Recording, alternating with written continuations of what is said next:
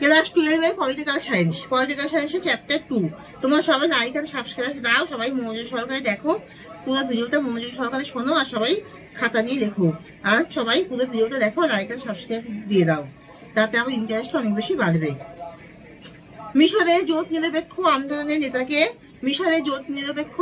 নেতা হলেন নাসের। জোট নিরপেক্ষ আন্দোলন শুরু হয়েছিল কতজনকে নিয়ে? 25 জনকে নিয়ে। 1983 খ্রিস্টাব্দে জোট নিরপেক্ষ শীর্ষ সম্মেলন অনুষ্ঠিত হয় কোথায়? দিল্লিতে।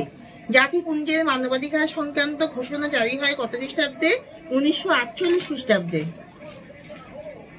বান্দুং সম্মেলন হয় 1955 খ্রিস্টাব্দে। জোট নিরপেক্ষতার মূল উৎস কি? 1950 সালে পঞ্চশীল নীতি হলো জোট নিরপেক্ষতার মূল উৎস। কবে সোভিয়েত ইউনিয়নের পতন ঘটে? 1991 খ্রিস্টাব্দে।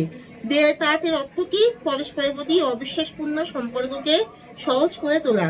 কমিনফর্ম গঠনের উদ্দেশ্য কি ছিল? বিভিন্ন দেশের কমিউনিস্ট পার্টির কাজকর্মের মধ্যে সমন্বয় সাধন করেছিল। কমিনফর্ম গঠনের উদ্দেশ্য বিভিন্ন দেশের কমিউনিস্ট পার্টির কাজকর্মের মধ্যে সমন্বয় সাধন করেছিল কমিনফর্ম গঠনের উদ্দেশ্য। মার্শাল পরিকল্পনার উদ্দেশ্য কি ছিল? মার্শাল পরিকল্পনার উদ্দেশ্য ছিল যুদ্ধ বিধ্বংস ইউরোপকে অর্থনৈতিক দিক থেকে স্বাবলম্বী করে তোলাই ছিল মার্শাল পরিকল্পনার উদ্দেশ্য।